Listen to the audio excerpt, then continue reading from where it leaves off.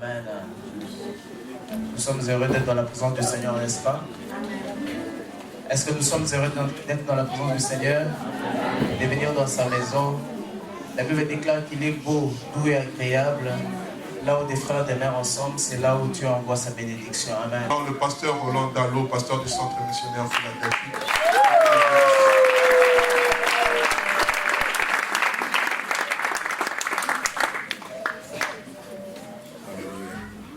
Bonjour à tout le monde. Mon épouse et moi, nous voulons d'abord rendre grâce à Dieu. Au fond de nos cœurs, merci. Qui a permis que nous puissions venir ici et passer avec vous quasiment cette semaine. Et nous disons du fond de nos cœurs merci. Nous voulons aussi dire merci au pasteur Hugues, sa merveilleuse épouse et la merveilleuse équipe derrière lui. Nous sommes des femmes très consacrées, attachées à Dieu, mais aussi à l'œuvre de Dieu. Dieu nous a donné un merveilleux thème que nous avons pu aborder depuis mercredi, qui va dans le sens du thème de votre année, année de la croissance. N'as-tu pas réservé d'autres bénédictions pour nous? C'était la grande question que Ésaü a posée à son père. Et ce début d'après-midi, en terminant, nous voudrions, de la part du Seigneur, parler sur le thème des choses à abattre et à détruire pour aller loin ou vivre le maximum de Dieu. Des choses à abattre et à détruire pour aller loin ou vivre le maximum de Dieu. Lisons ces quelques portions, il y en a plusieurs, mais ce sont des brèves portions. Exode au chapitre 4, verset 10 au verset 14e. Moïse dit à l'Éternel: Ah Seigneur, je ne suis pas un homme qui ait la parole facile, et ce n'est ni d'hier ni d'avant-hier, ni même depuis que tu parles à ton serviteur, car j'ai la bouche et la langue embarrassées. L'Éternel lui dit: Qui a fait la bouche de l'homme? Qui rend muet ou sourd, voyant ou aveugle? N'est-ce pas moi l'Éternel? Va donc, je serai avec ta bouche, et je t'enseignerai ce que tu auras à dire. Moïse dit: Ah Seigneur, envoie qui tu voudras envoyer. Alors la colère de l'Éternel s'enflamma contre Moïse et il dit: N'y a-t-il pas ton frère Aaron les Lévites? Je sais qu'il parlera facilement. Et voici lui-même qui vient au-devant de toi, et quand il te verra, il se réjouira dans son cœur. Lisons Jérémie, le prophète Jérémie, au chapitre 1er, et notre lecture va du verset 4 jusqu'au verset 8e. La parole de l'Éternel me fut adressée en ces mots: Avant que je t'eusse formé dans les ventres de ta mère, je te connaissais. Et avant que tu fusses sorti de son sein, je t'avais consacré, je t'avais établi prophète des nations. Je répondis: Ah Seigneur éternel, voici je ne sais point parler, car je suis un enfant. Et l'Éternel me dit: Ne dis pas je suis un enfant, car tu iras vers tous ceux auprès de qui je t'enverrai, et tu diras tout ce que je t'ordonnerai. Ne les crains point, car je suis avec toi pour te délivrer, dit l'Éternel. Évangile de Jean, au chapitre 1er, et notre lecture va du verset 45 au verset 46. Philippe rencontra Nathanaël et lui dit: Nous avons trouvé celui de qui Moïse a écrit dans la loi et dont les prophètes ont parlé, Jésus de Nazareth, fils de Joseph. Nathanaël lui dit: Peut-il venir de Nazareth quelque chose de bon? Philippe lui répondit: Viens, je vois. Avant-dernière portion, premier livre de Samuel, au chapitre 17, et notre lecture va du verset 32 au verset 33. David dit à Saül que personne ne se décourage à cause de ces Philistins. Ton serviteur ira se battre avec lui. Saül dit à David: Tu ne peux aller te battre avec ces Philistins, car tu es un enfant, et il est un homme de guerre dès sa jeunesse. Et enfin, la dernière portion, seconde épître de Paul aux Corinthiens, au chapitre 10, et notre lecture va du verset 4 au verset 5e. Car les armes avec lesquelles nous combattons ne sont pas charnelles, mais elles sont puissantes par la vertu de Dieu pour renverser des forteresses, 2, nous renversons les raisonnements. Et 3, toute hauteur qui s'élève contre la connaissance de Dieu. Et nous amenons toute pensée captive à l'obéissance de Christ. J'en ai plus que la certitude que ce matin je me tiens du haut de cette chair comme un missionnaire.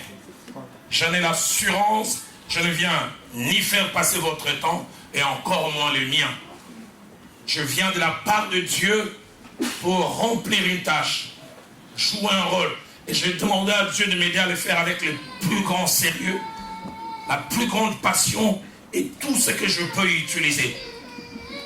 Je viens comme Jérémie, qui dans Jérémie chapitre 1er verset 10, a eu de la part de Dieu à faire 6 choses. Mais 6 choses que l'on peut couper en 2. 4 choses d'un côté, des choses qui font mal, des choses apparemment négatives, et 2 autres choses qu'il a eu à faire après. Et même l'ordre de ces choses, telles qu'elles ont été faites, valent la peine. Si on inverse l'ordre, on ne peut pas avoir les mêmes résultats. Dieu l'envoie et il dit, je t'établis pour que 1, tu arraches, 2, tu abattes, 3, pour que tu ruines, 4, pour que tu détruises. Des verbes apparemment négatifs. Ce qui était élevé, ce qui était érigé va écraser ça. Arrache, fais sortir avec violence, abat, ne laisse pas ça debout. Ruine, mets tout cela en monceau. Détruis. Mais puis deuxièmement, pour que tu bâtisses et que tu plantes. Jérémie, ne bâtis pas et ne plante pas tant que tu n'as pas arraché. Arrache d'abord. Abat. Ruine. Et détruis. La version français courant dit déracine. Renverse. Et même renverse avec violence. Détruit et démolit. Puis reconstruit et replante. La version La Colombe dit déracine, démolit, fait disparaître. Mais j'aime le 4e verbe. Rase. Ne laisse plus rien. Puis bâtit et plante. Et ces choses que Dieu m'a envoyées pour arracher, abattre, ruiner et détruire. Ces choses, la plupart d'entre nous, nous les avons.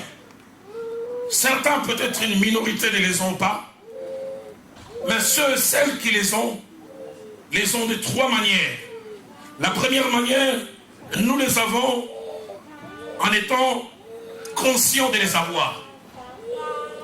Deuxième manière, nous les avons en n'étant pas totalement conscients de jusqu'où ces choses nous imprègnent, nous influencent notre agir et notre faire. Troisième manière, nous les avons, ces choses sont des locataires dans notre cœur, dans notre conscient et dans notre subconscient, mais sans que nous soyons avisés, sans que nous les sachions. Et ces choses que je viens de la part de Dieu pour abattre, ce sont les limites. Les limites. Je veux essayer de définir le terme limite de 2 manières. Une première manière générale, pour ne pas dire générique. Et la seconde direction que je prendrai pour définir les limites, je prendrai la direction biblique.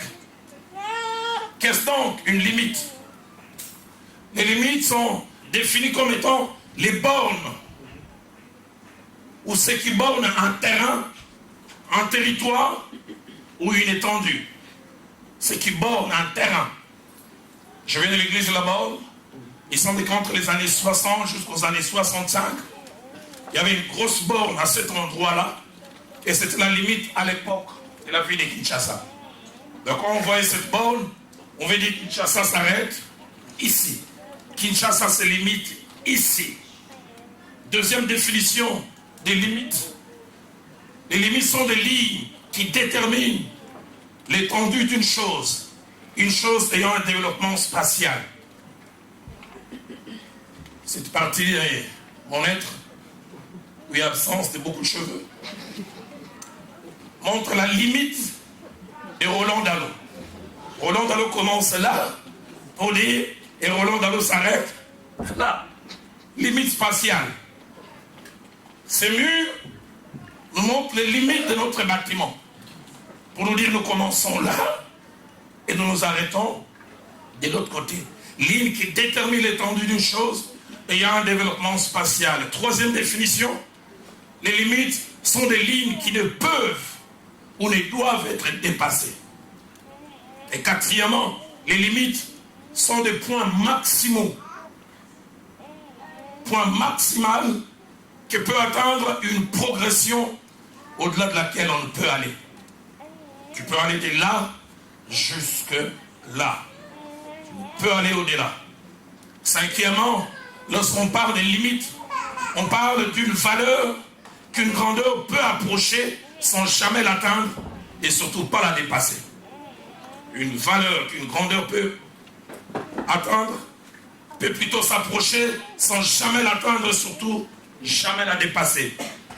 Et puis enfin, sixièmement, la définition générale, les limites, c'est la valeur qu'elle ne peut et ne doit dépasser une chose à cause de certaines raisons connues ou inconnues. Quelles des limites, surtout vous ici en Occident? Des limites ayant je ne sais quelle origine, mais des limites qui existent. Genèse chapitre 28, au verset 26, nous donne l'exemple des limites. Jacob vient habiter la maison de Laban et il tombe amoureux de la petite sœur Rachel. Et alors qu'il veut prendre la petite sœur en mariage, le père s'élève solennellement. Il dit, ce n'est point la coutume dans ces lieux de donner la cadette avant l'aîné. C'est écrit où? Dans quelle constitution? C'est une pratique. C'est comme ça que nous faisons. Fils, moi aussi j'ai trouvé ça. Quelle est la limite?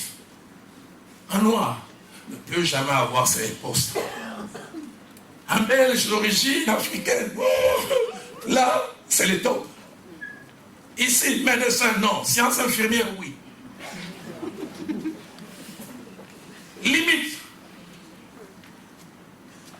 On dit, essaye ça. Tu es comme moi, originaire d'un Ngeba de la voie, Mbadi. Je les appelle des Mbadiformes. Je ne peux aller au-delà. Il y a des limites. Et sur le plan général, ces limites sont des choses palpables, visibles et même des fois matérielles. 1 Samuel chapitre 13 au verset 6. Jonathan, il est seul avec son père à détenir des armes, mais son père est en train de dormir sous un figuier. Et Jonathan se lève, et ce que j'aime, il va au-delà des limites. Il dit à son porteur d'armes, Dieu n'est pas obligé de sauver par un grand nombre. Il peut le faire aussi par un petit nombre. Pourquoi? Les limites, c'était pour y aller, il faut un grand nombre. Si tu n'as pas un grand nombre, n'avance pas. N'essaye pas. Mais deuxième direction que je prends pour définir les limites, c'est sur le plan biblique. Sur le plan biblique, les limites sont des réalités spirituelles. Pas visibles à l'œil nu, mais pas moins réelles. Des bornes qui existent dans notre tête, dans notre mental. Des bornes qui nous conditionnent dans notre façon d'agir et dans notre façon de faire. L'apôtre Paul utilise 3 termes pour parler de ces limites et nous avons lu cela dans 2 Corinthiens 10, verset 4 au verset 5. Il parle premièrement des forteresses. Deuxièmement, il parle des raisonnements. Et troisièmement, il parle des hauteurs. Le mot forteresse qu'il utilise ici, dans sa racine en grec, veut parler des fausses idées, mais répandues, érigées en loi et difficiles à contourner. Des idées fausses, des idées qui ne doivent pas être, mais qui ont pris racine et qui contrôlent, comme je dis, notre agir. Et le deuxième terme qu'il utilise, c'est le terme raisonnement. Le terme raisonnement ici en grec veut dire imagination ou pensée qui se développe sans base. Vous ne pouvez pas restituer l'histoire de ces raisonnements. Vous l'avez trouvé. Toi, tu es venu à Bruxelles à quel âge? Moi, je suis venu à 82. Déjà, quand je venais, les gens disaient ça. Qui a été le premier à commencer? On ne sait pas. Des raisonnements. Troisième terme qu'il utilise, les auteurs. Les mots auteur veut dire argument, mais argument fort. Les idées reçues, transmises comme un héritage des ascendants ou descendants. Mais ces termes aussi, auteur veut dire des présomptions, des choses que l'on présume. D'où ça vient, on ne sait pas toujours. La version parole de vie, au lieu de parler de forteresse, parle de ceux qui nous résistent. Au lieu de parler de raisonnement, parle des façons de penser, mais qui sont fausses. Et puis parle des hauteurs, des choses infranchissables. 5 choses que je me dire par rapport aux forteresses, au raisonnement et aux hauteurs. La première, c'est que ce sont des barrières au progrès et des choses qui nous empêchent d'avancer. Ça nous garde dans un statu quo. Ça nous garde dans un minimum que Dieu ne veut pas, un minimum qui ne nous satisfait pas nous-mêmes, mais un minimum dans lequel nous nous plaçons nous-mêmes en disant c'est ainsi. Seigneur, aide-moi à vivre la vie que tu veux. Amen. Non pas une vie au rabais que je m'impose, que les circonstances m'imposent. Deuxième des choses, attachées aux forteresses, au raisonnement et aux hauteurs, c'est que ce sont des choses que nous avons trouvées, que les autres pratiquaient et dont nous avons accepté la véracité ainsi que l'autorité sans vérifier. Ça, c'est la spécialité des noms africains. Bureau, beaucoup, pas jamais. C'est le bureau, il ne faut pas oser.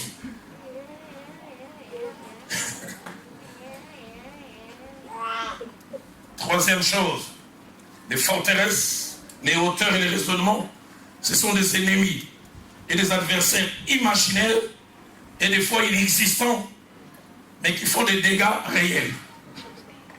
J'aimerais les répéter, ce sont des ennemis, des adversaires imaginaires, des fois inexistants, mais qui nous font connaître des statu quo et des défaites réelles. Ce sont des cages imaginaires dans lesquelles nous croyons être placés, qui nous limitent. Les psychologues ont étudié certains animaux, dont l'éléphant. Et ils ont pris un éléphant et lui ont mis une forme de fil qui les liait de 20 mètres. Et ils ont vu comment cet éléphant bougeait durant 2 mois. Il avançait à 10 mètres, à 15, à 19. Mais quand il arrivait à 20, il sentait que c'était le maximum. Il semble plus il essaye ça à plusieurs reprises, plus il sait qu'il ne doit pas aller loin. Mais il semble le début du 3e mois, on vient lui enlever ses fils. Il semble le même éléphant. Il peut bouger à 15 mètres, à 19. Quand il arrive à 20, malgré le fil n'est plus là, il s'arrête. Le fil n'existe plus physiquement, mais le fil existe dans sa tête. Il sait que moi, c'est fini. Combien d'entre nous avons ici? Lien imaginaire, mais arrêt réel.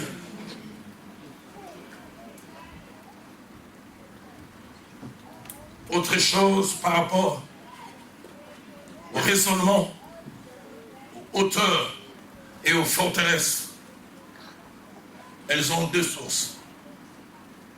Ces choses ont 2 sources. La première source, c'est nous-mêmes. Et la deuxième source de ces choses, ce sont les autres.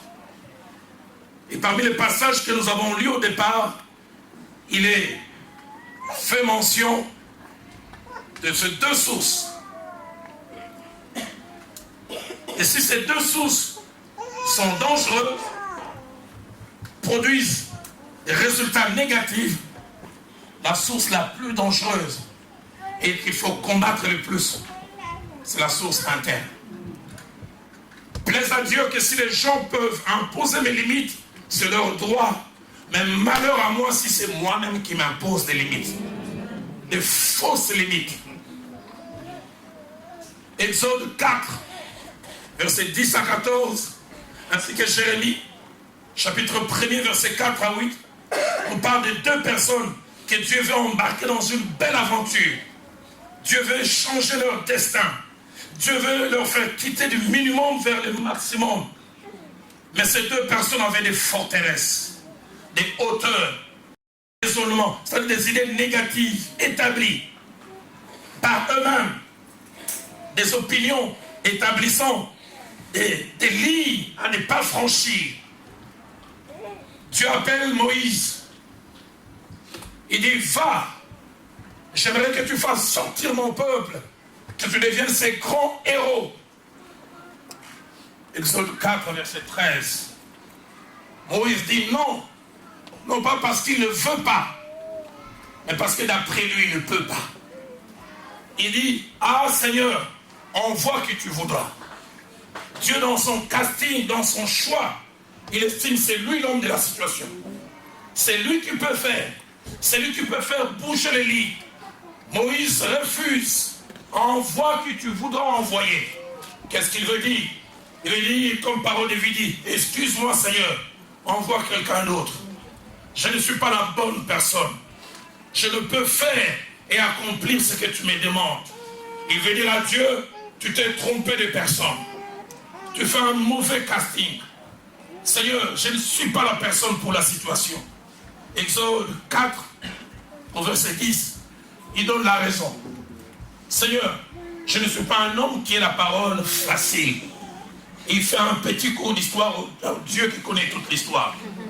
Et cela ne date ni d'hier, ni de pendant que tu parles à ton serviteur. C'était qui nous a dit, eh ben, kala li kukumao. Ces problèmes, ça date.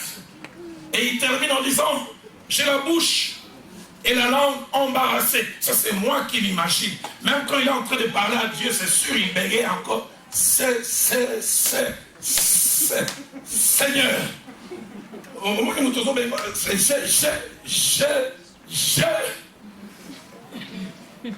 tu t'es trompé de personne. Ce n'est pas possible, Seigneur. Dit la version français courant. Je n'ai pas la parole facile. Français courant dit, je ne l'ai jamais eu. Et je ne l'ai pas encore davantage depuis que tu me parles. J'ai beaucoup trop de peine à m'exprimer. Parole de vie va mieux encore. Ah Seigneur, excuse-moi. Je ne sais pas parler. Déjà quand j'étais petit, je ne parlais pas bien. Et cela n'a pas changé depuis que tu me parles. Ma bouche n'arrive pas à dire ce que je veux. Ma pensée est plus rapide que mon expression. La version top dit, je t'en prie Seigneur, je ne suis pas doué pour la parole. J'ai la bouche lourde et la langue lourde. Et pourtant c'est Dieu qui l'appelle. Quand nous lisons Exode 34, verset 8, puis verset 10 à 11, on voit tout ce que cet homme aurait pu rater si Dieu s'était plié à ses fausses excuses. Deutéronome 34, verset 8, puis verset 10 à 11. La Bible parle de la fin de la vie de Moïse. Les enfants d'Israël pleurèrent Moïse pendant 30 jours dans les plaines de Moab. Quand il meurt, il y a deuil national. La vie s'arrête dans les pays. À la télévision, il n'y a que des chants, des méditations. Les drapeaux sont en berne. Dans chaque case, on parle que du héros qui est mort. Ce n'est pas quelqu'un qui meurt et qui passe inaperçu. Écoutez ce que les versets 10 et 11. On peut mettre ça comme épitaphe sur sa tombe. Il n'a plus paru en Israël des prophètes semblables à Moïse, que l'Éternel connaissait face à face. Verset 11. Nul ne peut lui être comparé pour tous les signes et les miracles que Dieu l'envoya faire au pays d'Égypte contre Pharaon. Quel homme important! Mais il a failli ne pas l'être. Non pas à cause de Dieu, mais à cause de ses propres limites. Quand Dieu veut l'embarquer dans ça, il dit, pas moi, envoie que tu voudras. Je ne sais pas parler. Ce rôle revient aux éloquents. Des gens qui peuvent faire ça sont des gens qui utilisent le passé simple. Qui peuvent dire, nous fûmes, nous arrivâmes, nous rencontrâmes. Seigneur, ce n'est pas moi. Mais ce que j'aime du Dieu de la Bible, il est têtu et il est jusqu'au boutiste. Je prie que si ce Dieu tient à toi, qu'il t'amène malgré toi à accomplir les choses qu'il veut accomplir avec toi. Il dit à Moïse, qui a fait la bouche? Qui rend muet? Qui peut faire parler? 3 petites choses importantes à retenir à ce niveau. La première, c'est que notre esprit est un terrain de bataille. Notre esprit, nos batailles ne sont pas physiques. Nos batailles sont spirituelles. Où les idées se battent. La pensée de Dieu pour toi, ta pensée à toi humaine et même la pensée du diable. Mais deuxième chose que j'aimerais dire, c'est que nous n'irons jamais plus loin que ce que nous pensons de nous-mêmes. J'aimerais les répéter. Nous n'irons jamais plus loin que ce que nous pensons de nous-mêmes. Qu'est-ce que tu penses de toi-même? Et troisièmement, ce que nous pensons de nous-mêmes est très important pour notre vie, pour notre présent et pour notre futur. Proverbe 23, verset 7 dit, l'homme est comme les pensées de son âme. La version de la Colombe dit, l'homme est comme ses arrière-pensées. Et je prie, j'en parlerai à la fin, de la même manière que cet homme qui est mon géniteur, mon père, m'a bousculé, m'a fait aller au-delà de mes limites, que Dieu m'aide au travers de cette prédication, et mieux que moi, que le Saint-Esprit vous secoue, vous fasse sortir de votre zone de confort, et vous amener vers le maximum de Dieu. Je suis entré à l'Athénée des Kalina à l'époque, qui ont joué l'Athénée de la Gombe, en première année, en septembre 69. Juste pour vous montrer que je ne suis pas né hier, je suis né avant-hier. J'étais à l'EP4 Gombe. J'ai comme directeur, j'oublie jamais le monsieur, directeur Louyola. Un brave monsieur. Et j'ai commencé en première A. À notre époque, je ne sais pas pourquoi on faisait ça. Tous ceux qui réussissaient en première A passaient en deuxième A, troisième A, quatrième A, cinquième A, 6. Et de telle sorte que la plupart de ceux avec qui j'ai commencé, du moins ceux qui réussissaient, j'ai fini avec eux. Et de la première jusqu'en cinquième, je n'ai jamais oublié. Le plus loin où j'allais en termes des résultats, ou des rankings, ou des hiérarchies en réussite, j'étais quatrième. Et quand j'étais quatrième, c'était ma plus grande victoire. En général, j'étais cinquième ou sixième. Mais il y avait toujours 3 personnes qui me battaient. Ça fait plus de 45 ans. Je ne les ai jamais oubliés. Le premier, un boudon, avec des petits yeux. Il s'appelait Lembelembe. On l'appelait Belle-Belle, je ne sais pas pourquoi. La deuxième, c'est une fille, je l'ai retrouvée à l'ISC il y a 15 ou 20 ans. Kiabellois, brillante. Et le troisième, c'est un boudon comme un clou, maigre. Il s'appelait Atari. Tellement intelligent qu'on disait que les morceaux de cervelle sortaient par ses oreilles. Les trios là, s'ils arrivaient à avoir 9,5 sur 10, un terreau, ils se mettaient à pleurer. Les gens des fois qui nous faisaient crier, Alléluia! Quand ils avaient 9,5, ils pleuraient parce que eux, le score normal, c'était 10 sur 10.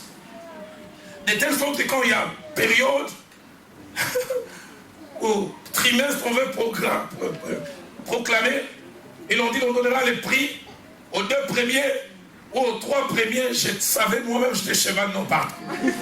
Je disais le premier, ça sera le Mbelembe. Deuxième, ça sera Kiabellois. Et troisième.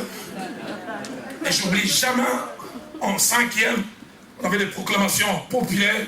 On vient, on proclame, et j'étais quatrième. J'allais prendre des bulletins, mais réjouissants. Mon père, directeur d'école primaire, m'a pris fâché. Il a appelé ses 3 amis, il les a placés là. Il dit, Roland, regarde ta tête. Elle est de notre famille. Regarde, c'est le double de la tête de ces 3-là. J'ai même l'impression que les 3 têtes prises ensemble, c'est ta tête. Donc tu dois avoir une cervelle un peu plus grande. Comment ils te battent? Regarde le Mbelembe. Regarde surtout le tout dernier attaque. Regarde sa petite tête. Comment il te bat?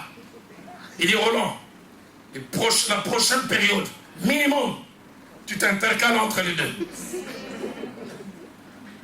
Mais à la fin, j'aimerais que tu viennes. Est-ce que tu peux le faire? Je disais, oui, papa, mais dans le cœur, je disais, non, mais quand même, c'est non. Je veux essayer, mais est-ce que je peux aller?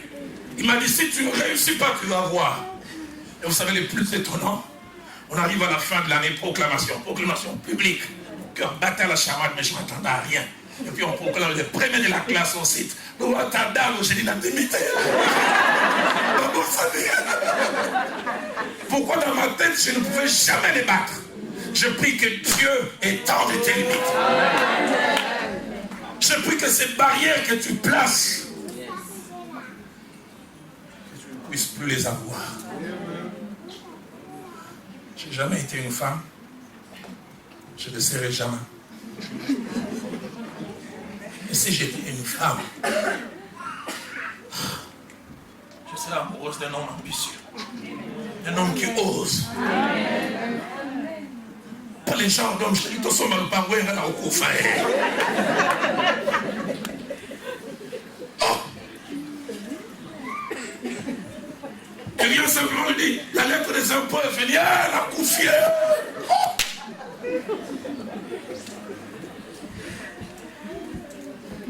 Chérie, les enfants demandent si on peut faire un effort. Le week-end prochain, les amener au parc et moi, je vais assassiner Gaillé. Pour qui tout est impossible. Qu'est-ce qui est possible finalement pour toi? C'est de mettre au monde des enfants.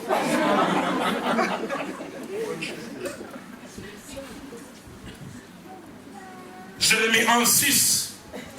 Alors que Dieu appelle Jérémie à 58 ans d'aventure. 58 ans durant lesquels Jérémie est rentré au centre de l'histoire spirituelle de sa nation. Il veut l'embarquer dans un bateau pour changer cet homme anonyme. Un homme qui deviendra une icône dans l'histoire d'Israël. Dieu croit en lui, mais lui-même, il ne croit pas en lui-même. Jérémie vient, écoutez sa réponse, Jérémie 1,6. Seigneur, je ne sais point parler, car je suis un enfant. Français courant dit, je suis trop jeune pour parler en public. La version top dit, je ne saurais point, je suis trop jeune. Et ce que j'aime dans les deux cas, Dieu ne lâche pas prise. Dieu insiste. Et même il impose son point de vue. Et il change le point de vue. Je prie que le Dieu de la Bible les fasse en ces jours. Il dit à Moïse dans Exode 4, 11 à 12, qui a fait la bouche de l'homme? Qui rend muet ou sourd, voyant ou aveugle? Va donc, je serai avec ta bouche et je t'enseignerai ce que tu as à dire. J'aime ce qu'il dit à Jérémie dans Jérémie 1,7 et il me dit de le dire à quelqu'un. Alors que Jérémie dit, je ne suis qu'un enfant, Dieu lui dit, ne dis pas que je suis un enfant. Je vais dire à quelqu'un, Dieu me dit de t'interdire, de dire ce que tu as l'habitude de dire. Ne dis pas, ne crois pas et ne déclare pas. Ne dis pas, je suis un enfant, car tu avais tout ça auprès de qui je t'enverrai. Et tu diras ce que je vais t'ordonner. Limite. Mais Jérémie et Jean plutôt chapitre 1er, versets 45 à 46, ainsi qu'en Samuel 17, versets 32 à 33, parle d'un deuxième type de limite. Si les premières limites étaient établies par les personnes elles-mêmes, ces secondes limites viennent des hommes. Jean 1, 46 nous parle d'un cliché répandu auquel tous les Israélites adhéraient. Cliché qu'ils acceptaient, auquel ils croyaient. Et bizarre, même des gens ayant Dieu en alliance. On vient dire à Nathanaël, viens voir, il y a un homme spécial qui bouleverse les pays, qui change la donne. Et on lui dit, Jésus de Nazareth. Écoutez sa réaction. Peut-il venir de Nazareth quelque chose de bon? Cliché. Limite. Les gens de Bethléem, oui. Les gens de Jérusalem, oui. Mais de Nazareth, Oui, ceux qui ont grandi à Gombe peuvent percer.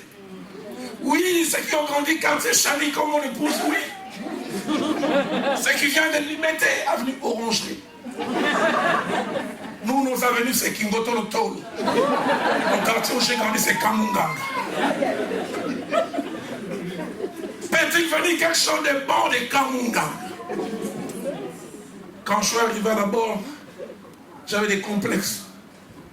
J'avais des groupes d'amis, tous ils étaient francophones. Vous arrivez chez eux, maman francophone, grand-père francophone, domestique francophone, même les chiens. Tu arrives, tu parles aux chiens longois, les chiens te regardent et disent, qu'est-ce qu'il dit ce monsieur? Il est francophone.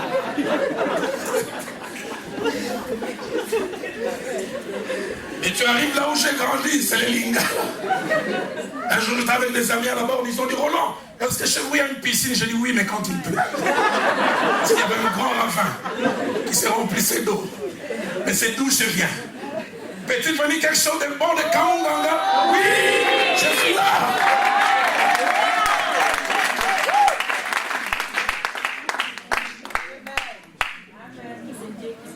N'oublie jamais. Mon épouse me dit que c'est la deuxième fois que était arrivé chez nous. Moi, j'avais toujours pensé que c'était la première fois.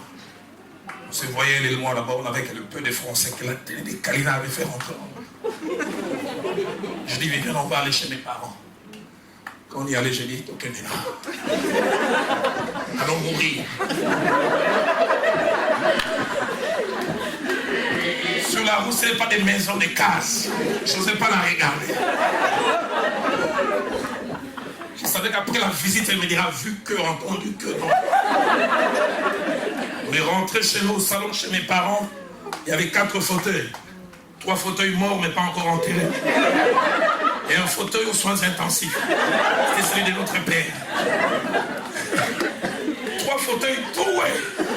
Il y en avait même 2 qui n'avaient pas 4 jambes, qui en avaient 3. Je disais souvent aux gens qui m'écoutaient, vous me voyez là-bas, on prête chez moi, vous ne connaissez pas ma vie. J'ai dit, mon jeune frère, on avait un lit qui n'avait pas 4 pieds, qui en avait 3. J'ai dit, en général, quand les gens dorment, ils se lâchent. Nous, on était prudents.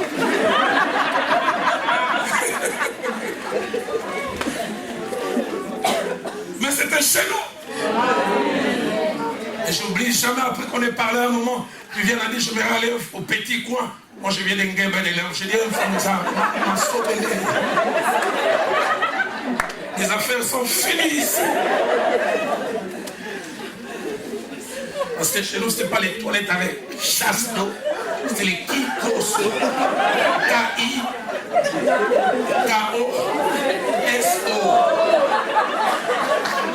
Kikos. C'est Limboula Moko, le fils du professeur. Je ne connais pas ça. Mais c'était chez nous. Peut-il venir quelque chose de bon? Oui, c'est possible. Ma prière est que Dieu t'aide à ne pas avoir des clichés. Peut-il venir quelque chose de bon de la communauté noire? Oui. Peut-il venir quelque chose de bon d'un belge d'origine africaine? Oui. Si tu ne crois pas en toi-même, personne ne va croire à ta place. C'est ça.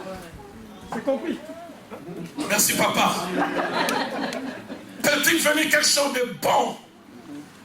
Et cette réponse cache comme idée, premièrement, les limites attachées à la race, au pays, à la tribu, à la peau. Limite, deuxièmement, attachée au sexe. Je ne suis qu'une femme. Le feu pasteur Lukusarela, l'histoire au village où il a grandi, il y avait des heures où les hommes pouvaient être à la source, et puis à côté, on se lavait. Il y a des heures, les femmes ne pouvaient pas être. Et puis à une certaine heure, quelqu'un vient, il y avait que les femmes. Il dit, est-ce qu'il y a quelqu'un? Écoutez la réponse, il n'y a personne, il y a quelqu'un. Et vous êtes...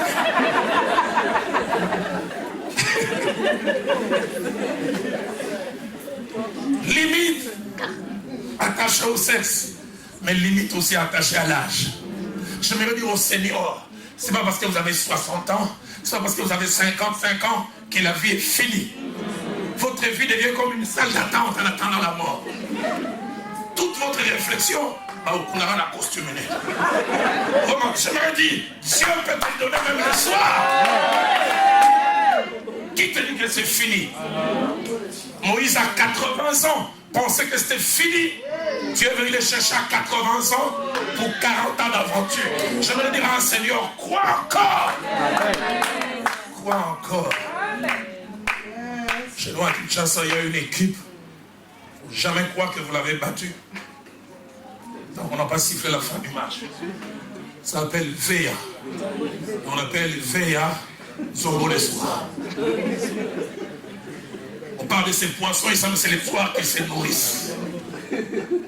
Quand vous jouez avec Vita, même quand il reste 2 minutes, il y a des gens qui ont suivi les buts, non pas au stade, mais vers rond-point victoire. Déjà découragé, tu sors, tu arrives sur rond-point victoire, Zombo les soirs. J'aimerais dire à quelqu'un, Dieu sans être élevé, de temps en temps il Zombo les soirs. Il vient solutionner les problèmes, maintenant vous avez l'impression que c'est fini. Avant-hier, là, ton fils qui se tient ici te dit, ce n'est pas encore fini avec ton Dieu. Ce n'est pas encore fini.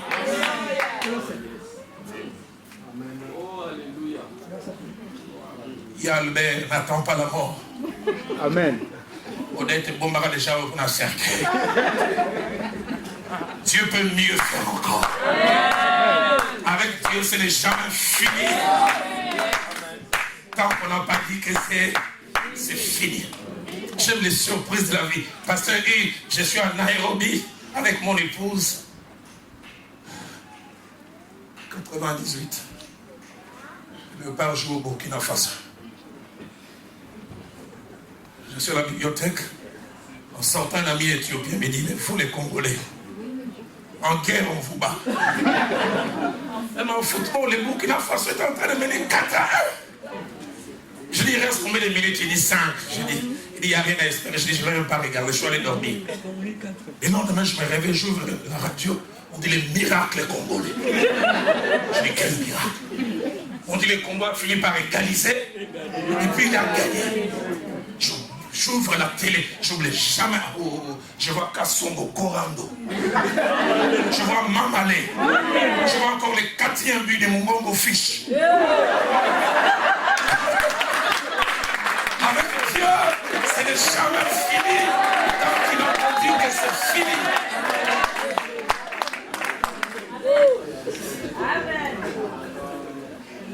Peut-il sortir quelque chose de bon? 1 Samuel 17, verset 33. Israël est devant un grand défi. Ça fait 40 jours, ils sont humiliés. Et un jeune homme se lève parce qu'il a la conviction au fond de lui qu'il est la solution. J'aimerais dire, comme je l'ai dit tout au long de cette semaine, le chemin de la foi est quelquefois un chemin solitaire. Personne ne croira à votre place. Il se lève et dit, ces géants, je vais les tuer. Quand il vient, il parle au roi Saül. Celui-ci a voulu les limiter. Saül dit à David, j'imagine son ton solennel. Tu ne peux pas aller te battre avec ces Philistins. David croit. Il pense qu'il peut. On veut l'arrêter. Tu ne peux aller te battre avec ces Philistins. Et il le fait raisonner, car tu es un enfant. Et il est un homme de guerre de sa jeunesse.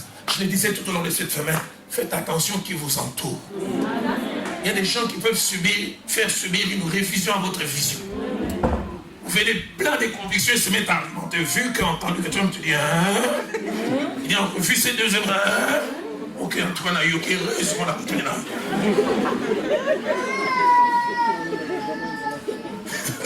Et pourtant, on est dans le domaine de la foi. Dieu merci, je n'ai jamais été David. J'aurais été David, j'aurais une bonne réponse à Saül. Écoutez l'argumentaire de Saül. Tu ne peux aller te battre avec ces Philistins quand tu es un enfant. J'aurais dit à Saül, tu dis que je suis enfant, je ne réponds pas aux critères. Qu'est-ce que tu fais là? David avait le choix entre se ranger sur la lecture et la vision du grand roi Saül ou croire en ce que lui seul voyait. Croire aux limites établies par Saül, limite d'un homme réfléchi, d'un homme cartésien, d'un homme responsable. Là, c'était foi vs raison. Foi contre-raison. Et à ce niveau, j'aimerais faire part de 2 déclarations ainsi que d'une prière de 2 personnes. Premièrement, la déclaration de David. J'aime cette déclaration. Et je prie que ce soit ta déclaration, la mienne. Dans le psaume 60, verset 14, dit, avec Dieu, nous ferons des exploits. Avec Dieu, nous ferons des œuvres hors du commun. Une autre version dit, avec Dieu, nous dépasserons nos compétences. Avec Dieu, nous irons au-delà de nos aptitudes. Je me dis, nous n'avons aucune idée de ce que le partenariat avec Dieu peut produire. Seuls nous pouvons nous arrêter à un certain degré. Nous avons un Dieu fort, un Dieu puissant. Il dit, avec Dieu, ce qui est impossible devient possible. Si je suis seul, je peux m'arrêter. Si je suis seul, je peux m'arrêter. Mais avec Dieu, nous ferons des exploits. La version de la colombe dit, avec Dieu, nous agirons vaillamment. La version parole de vie dit, avec Dieu, nous déployons nos forces. Le maximum de nos aptitudes. J'en parle au premier culte. J'ai grandi à une époque où il y avait beaucoup de fétiches pour se battre. On appelait ça camo, je ne sais pas pourquoi. Et ça marchait. Donc j'ai grandi à Bandal. En général, c'était le principe. Les grands battaient les petits. Et quand quelqu'un s'est fait faire quelques incisions, fais attention. J'oublie jamais cet ami de 9 ans. Il s'est fait faire des incisions. Et un aîné de 15 ans a voulu les menacer. Il était à l'aise, il avait les mains dans les poches. Il disait à ces vieux, coup de tête m'aura sauvé. Si tu t'aimes suffisamment, n'essaye pas. Et je me dis, si quelqu'un peut avoir l'assurance parce qu'on lui a fait quelques incisions, et si tu as le Dieu qui a créé les cieux et la terre, j'oublie jamais comment il a donné un coup de tête à cet aîné. Les lèvres se sont fondues en 2. Et je vois toute l'assurance. Il a dit aux autres, bon mec. Avec Dieu, nous ferons des exploits. C'est ce que j'aime, c'est que mes amis ivoiriens disent. Les Ivoiriens disent qu'un éléphant était en train de passer au-dessus d'un pont et il avait une fourmi au-dessus de son dos. Et quand l'éléphant passe avec la fourmi sur son dos, le pont s'est mis à bouger. Il semble que la fourmi a dit, tu as vu comment toi et moi on a secoué ce pont? J'aimerais dire que nous sommes des petites fourmis, mais sous les dos du grand chef. Avec lui, nous faisons des exploits. Seuls nous sommes incapables, mais quand il est avec nous. J'aime la prière de David, Psaume 61, verset 3. Quelle belle prière. J'ai eu à la faire à plusieurs reprises. Je la fais encore aujourd'hui pour moi et pour toi. David dit, conduis-moi. Conduis-moi sur les rochers que je ne puis atteindre. Conduis-moi sur les rochers que je ne puis atteindre. Une autre version dit, conduis-moi sur les rochers trop élevés pour nous. C'est élevé pour moi, mais ce n'est pas élevé pour toi. Du bout de la terre, je crie à toi, le cœur abattu. Conduis-moi sous les rochers que je ne puis atteindre. Et j'aime surtout la déclaration de l'apôtre Paul en Philippiens 4, verset 13. Il dit, je peux tout dans celui qui est fortifié. Seul je les limite, mais j'ai quelqu'un. Quand je suis avec lui, je puis tout. Pas de limites. La version française courant dit, je peux faire face à toutes les difficultés grâce au Christ qui m'en donne la force. J'aimerais alors que je tombe petit à petit vers ma conclusion. Je tolère que les gens t'imposent des limites. Mais je suis fâché contre toi si tu imposes toi-même des limites. J'ai envie non pas de prier pour toi. J'ai envie de faire une délivrance comme j'ai vu un groupe de prières le faire. Délivrance physique. On chasse les démons par des chiffres. Il y a des gens que je me réveille ce matin en disant, tu as peur, pourquoi? You can make it. En terminant, j'aimerais dire 2 choses. La première, c'est que nous avons le choix entre 3 options. La première option, c'est le fatalisme. Accepter ce qui s'est dit par nous-mêmes, par les autres, par la tradition, l'expérience des autres, l'histoire avec son palmarès. Et même un palmarès répété. Obama aurait écouté ça, il ne serait pas président. Il a dit s'il a écouté 20 personnes avant de se lancer, 19,5 lui ont dit que ça ne marcherait pas et lui ont donné un petit cours d'histoire. Je suis Jackson a essayé. Tu l'as essayé comme gouverneur. Tu vas jeter l'argent par la fenêtre. Limite. Une dame n'a jamais fait ça. Fatalisme. Papa, ça va pas quoi science infirmière. Tikabilo, comment infirmier maquin.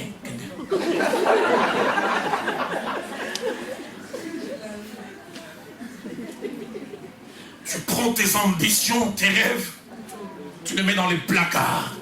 Parce qu'on a dit. Deuxième option, oser faire ce que l'on croit. Oser aller à contrario des idées reçues. C'est coûteux, mais ça rapporte. Troisième option, oser aller sur les chemins solitaires de la différence. J'aimerais dire être différent, ça coûte, mais ça rapporte. La conformité ou le conformisme est bon marché. Et vous sécurise, mais ça vous sécurise pour votre perte. Pour les gaspillages. J'ai joué à l'école secondaire au basket. J'ai toujours joué défenseur à cause de ma taille et de ma carrure. Jamais joué meneur ou ailier. Je n'ai pas souvenir d'avoir marqué 10 paniers réussis. Les 7 ou 8 ans où j'ai joué au basket. On se retrouve à l'école américaine, on jouait contre l'école américaine. Vous savez, en basket, les secondes, ça compte. Il restait à peine 15 secondes, les matchs allaient finir. Et j'avais reçu comme consigne, c'est tout ce que j'ai fait durant les 40 minutes. Défenseur, quand je recevais la balle, je vais donner soit à mon ailier, ou soit à un autre meneur. Même si je feintais comme les gens, c'était stéréotypé. On était mené d'un point. 79 à 80. 15 secondes ou 20, tout au plus. On me passe la balle. Je fais un sort de feinte que je fais habituellement. Je vis une ouverture. Dans mon cœur, je dis, mais tu peux oser. Dans ma tête, je me suis mis à les battre. On m'a dit toujours passer. Et puis toi, tu as déjà marqué un panier. Et la troisième pensée la plus forte, et si tu ratais? J'ai voulu faire ce qu'on appelle en basket un dépôt. Tu fais un premier pas, un deuxième et puis le troisième, tu montes. J'oublie jamais. Je fais le premier pas, j'entends l'internet crier du bas. Roland, bas la gauche. Toi, tu as marqué depuis quand? Je fais le deuxième pas. Roland, si tu rates, je vais te couper en morceaux. Et je dois vous assurer, j'étais devant. Est-ce que je ne change pas d'avis? Je fais le troisième point. Il dit, Roland, tu es déjà mort. J'oublie jamais, je monte en tremblant et je marque. J'oublie jamais cette définition du pasteur Vernon. Le pasteur Vernon disait, le courage, ce n'est pas l'absence de tremblement. Le courage, c'est avancer en tremblant. Je tremble, mais j'avance. Et je marque. Tant que l'adversaire reprenne la balle, on a sifflé la fin du match. Thierry, tu sais la meilleure? J'ai passé 15 minutes sur les épaules de l'entraîneur.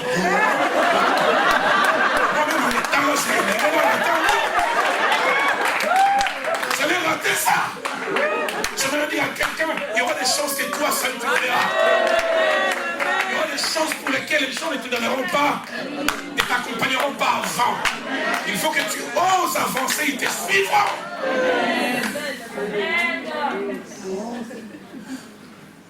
Et en terminant, je dis, il nous faut faire comme un jeune homme qui a fait une prière qui n'a jamais changé et bouleversé sa vie.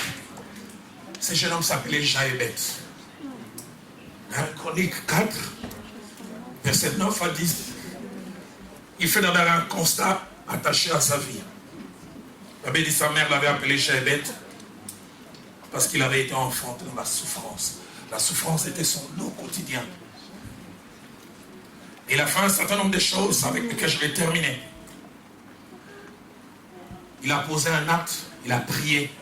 Et cet acte montrait premièrement qu'il connaissait son Dieu. Il s'adressait à quelqu'un dont il connaissait la nature et les capacités. Hébreux 11, 6 dit, il faut que celui qui s'approche de Dieu croit que Dieu existe. Et qu'il qu'il est le rémunérateur de ceux qui le cherchent. Psaume 65, verset 3 dit, toi qui écoutes la prière, tous les hommes viendront à toi. Deuxième des choses que sa prière nous montre, il en avait assez d'une situation. Il en avait assez dans l'état des choses. Mon pasteur disait un jour, vous ne serez jamais éligible pour un niveau supérieur tant que vous n'êtes pas lassé de l'autre niveau en bas. Jamais.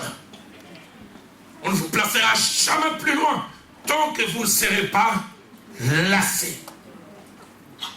J'aime les livres de mon frère qui dit, maintenant ça suffit. Il faut que ça change. Les cailles ont été données à ceux qui en avaient assez de la manne. Notre âme est fatiguée. Lundi, manne. Mardi, manne. Et Dieu leur a donné les cailles. Les 4 lépreux ont vu leurs conditions changer. Des personnes anonymes, ils sont devenus les héros qui ont changé la vie d'une nation parce qu'ils en avaient assez d'une situation. Si nous restons ici, nous mourrons. Si nous osons aller là-bas, donne-moi quelqu'un qui est lassé de quelque chose. Tu tendras à devenir propriétaire quand tu te lasseras de subir les assauts de ta baïresse. J'oublie jamais. Et ça, c'est notre deuxième fille qui m'a aidé. On est rentré de Nairobi, on n'avait pas de moyens. Nos enfants devaient chaque matin être pris par une famille qui passait chaque fois entre 6h15 et 6h20. Il fallait entre 15 et 20 minutes de chez nous pour sortir sur la grande route. Et il disait, si vous arrivez après 6h20, vous vous débrouillez. Et j'obligeais chaque fois les filles, faites vite. Un jour, j'ai regardé comme ça, waouh, on devait chaque fois quitter à 6h, entre juste 5 ou plus tard, il était 6h10. Et ça fait que la marche était entre 10 et 12 minutes. J'ai commencé à les faire courir. Faites vite, on va rater. Et donc, ils ont couru. Rowan s'est arrêté. Il dit, papa, moi, je suis fatigué de monter dans la voiture des autres. J'ai dit, quelle est la solution? Il m'a dit, papa, nous, on est des pauvres. Hein? Pourquoi on prend seulement les voitures des autres? Je suis resté à la force et finitude. On est pauvres. On marche. Et ce constat m'a changé. Je me suis après avoir fait monter les filles dans le véhicule, je suis rentré, je dis, Seigneur, même une petite de 5 ans réalise qu'on est pauvres. Change les choses. Il y a un peu ce souvenir. 5 mois après, on a eu notre première voiture. 2 mois après, quelqu'un nous a offert une deuxième. Et moins de 8 mois après, on a eu une troisième. Vous n'êtes jamais éligible pour le niveau supérieur tant que vous n'êtes pas fatigué. Tant que tu n'es pas lassé de ces aides sociales que tu vas chercher sous les foies. C'est le bazar, tu n'as pas. Un minimum, tu as fait les rêves de ta vie. Et tu les vends même à côté de la biose à Rose Nambo. C'est ça ta vie. C'est le petit minimum. Funga Kiyowe.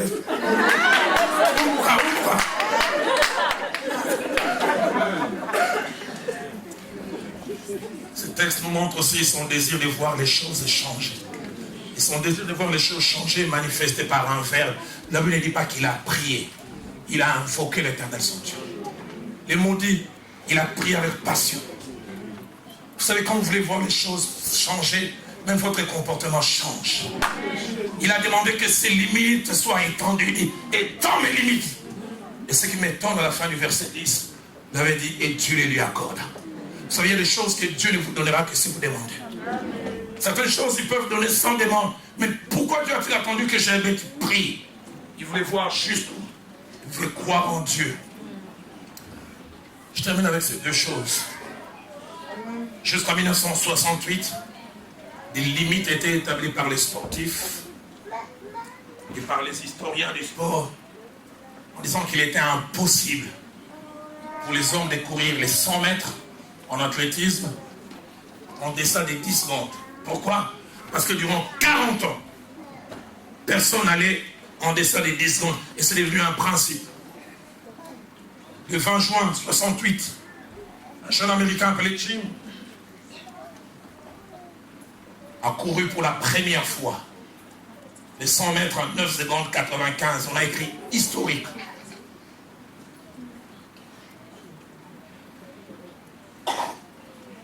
En juillet 83, un jeune américain encore, Calvin Smith, a couru le 100 mètres en 9 secondes 93. Et puis on a dit, c'est le top des tops. On ne pourra jamais aller au-delà. C'est seulement peut-être dans 100 ans que l'on peut voir. Mais juste 5 ans après, septembre 98 à Séoul, Carl Lewis, il vient courir en 9 secondes 92. Les gens disent encore c'est les top of tops. Mais en août 1991, 91, Carl Lewis encore à Tokyo court les 100 mètres en 9 secondes 86. Et on a dit, plus jamais personne ne pourra aller au-delà. En juin 99, un jeune noir américain appelé Maurice Green a couru en 9 secondes 79. On a dit impensable. Personne ne peut faire mieux. Sans savoir que dans une maternité jamaïcaine, était en train de naître un jeune homme.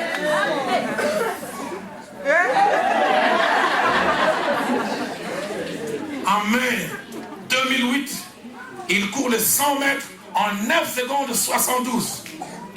On dit impensable. Quelques mois après, août 2008 à Pékin, 9 secondes 69. Les gens disent inimaginable. Et puis en août 2009, 9 secondes 58. Et j'ai suivi un documentaire, on a dit, malgré les records qu'il bat, Usain Bolt n'a jamais fait une course parfaite. Il rate soit les départs, il rate les transitions, ou il rate la fin. Et ceux qui ont fait ce documentaire ont dit, en étudiant, les jours où il fera la course parfaite, il peut même courir en 9 secondes et 30. J'aimerais dire les limites. Laisse les gens le placer. Va plus loin. Il y a des jeunes gens américains qui ont changé l'histoire de leur nation parce qu'ils avaient comme devise « The sky is the limit ». Quelles sont tes limites? Quelles sont tes limites?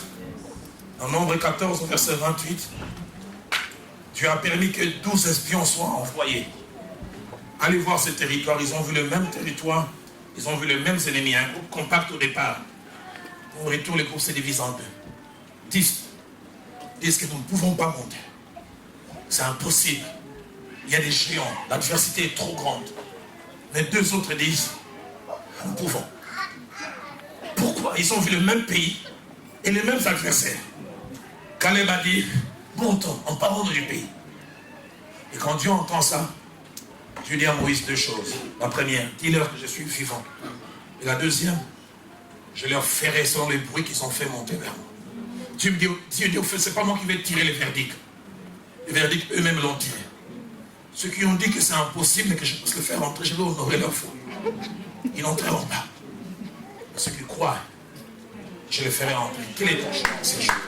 Que Dieu bénisse sa parole. Je voudrais juste pour 5 minutes qu'on s'élève. Notre groupe va revenir avec ces merveilleux cantiques qui nous a accueillis comme mon épouse et moi. Et ici, je prie qu'au-delà d'un chant, ça puisse être une confession. Mon Dieu est puissant. Il est puissant. C'est ce qu'il est. Il est capable de faire arriver les choses. Seigneur, j'ai essayé assez maladroitement de parler de ta part.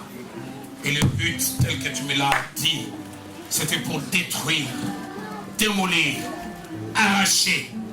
Le but, c'était pour ne plus laisser debout certaines limites, certaines forteresses, certains hauteurs, certains raisonnements. Mais le but était aussi de bâtir. Quelqu'un peut-il élever ses mains et chanter ce cantique avec moi comme une confession?